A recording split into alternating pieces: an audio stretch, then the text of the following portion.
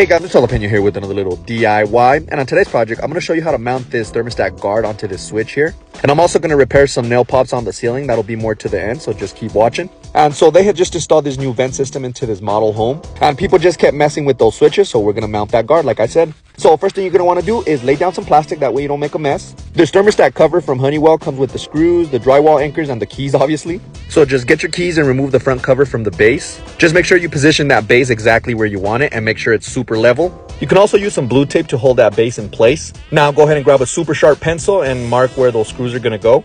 Be careful not to move that base while marking, that way everything stays nice and level. You know, the last thing you want is for it to look all crooked. You want it to look nice and professional. Once you mark where the screws are going to go, just go ahead and remove that base. And sometimes you might get lucky and hit a stud behind the drywall. Like the ones on the right here, there's a stud behind there, but unfortunately on the left, there was no stud. So I'm going to be using one of these drywall anchors. So if you are going to use some of these drywall anchors, I recommend you get some drill bits to pre-drill where they're going to go. Just be careful not to go too deep in with the drill bit because there might be some cables behind the wall and you don't want to get those. So once you're done pre-drilling, go ahead and place your drywall anchors in there. And now it's time to mount that base with the screws provided. Remember, on this one, I only had to put the anchors on the left side because there is a stud behind the drywall on the right side. And this is exactly what you want. You don't want this base flexing or moving at all. So just give it a couple little pulls to make sure everything's nice and secure.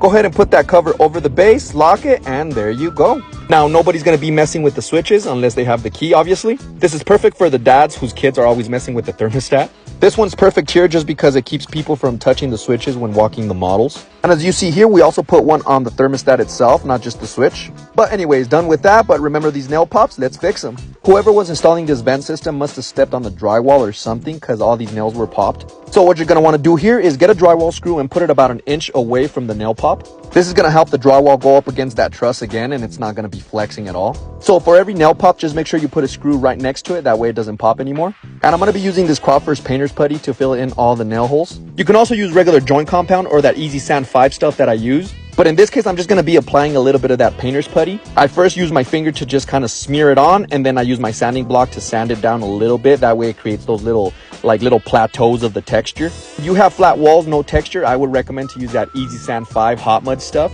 But since this has that knockdown texture, this painter's putty stuff works great. So after you apply it, go ahead and paint it, and there you go. If you found value in the video, go ahead and follow Jalapeno Solutions. Boom!